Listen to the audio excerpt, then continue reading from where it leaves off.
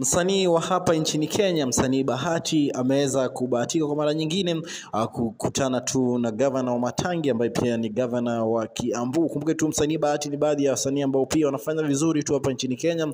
Ana pia wasanii ambao pia wanajituma tu upande mwingi zaidi kwa biashara na pia usanii, kwa sababu msanii Bahati ameweza kuonesha uwezo mkubwa wa kufanya biashara na pia tu kujaribu kuwa MP kwa last year election, kitu ambacho pia kinamweka karibu sana na wanasiasa. Lakini hivi leo tu aliweza kukutana na Governor Wamatangi, kitu ambacho pia ameweza kupost pale katika mtandao wake wa Instagram, akipost akisema tu ya kwamba Governor Wamatangi ameweza kumpromise mke mwingine kutoka tu Kiambu, ili tu kuhakikisha kwamba ameweza kuwa na familia kubwa zaidi. Na pia tu zaidi ya hapo pia ameweza kusema kwamba wameweza kudiscuss vitu ambavyo pia vinawahusu maendeleo ya Kiambu, vitu ambavyo pia ameweza kusema kwamba ni baadhi tu ya vitu ambavyo pia wameweza kuongea, na vitu vingi tu zaidi. Amesema kwamba hataweza kusema katika mitandao za kijamii, lakini wakati ikifika tu ataweza kuongea tu baada ya kuweza kukutana na Governor Wamatangi. Kumbuke tu msanii Bahati amekuwa baadhi ya wasanii ambao pia wanaendelea kuonesha uwezo mkubwa wa kufanya kazi katika serikali siku zijazo, kwa sababu Bahati tayari tu ameweza kuanguka MP kwa mara ya kwanza, na tayari tu anaweza kuonesha pia labda 2027 au huenda tu akasimama tena, kwa sababu ni msanii ambaye pia anajituma tu zaidi hapa nchini Kenya.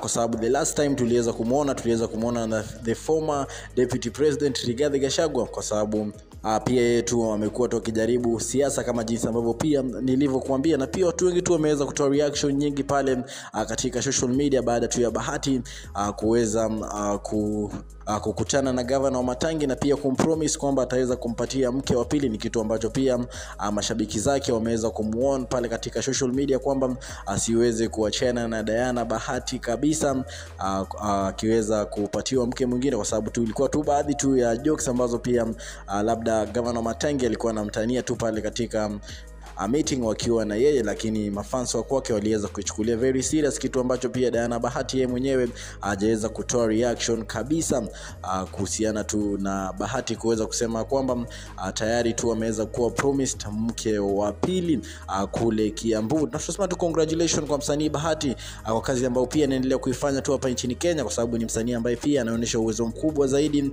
licha tu ya kufanya muziki na pia biashara. Kumbuka katika Udako 254 na kupatianga story ambazo zina trend mitandaoni, na make sure umesubscribe.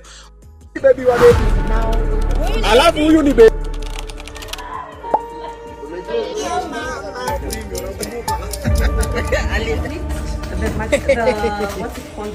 Mafi Muskla. You know what?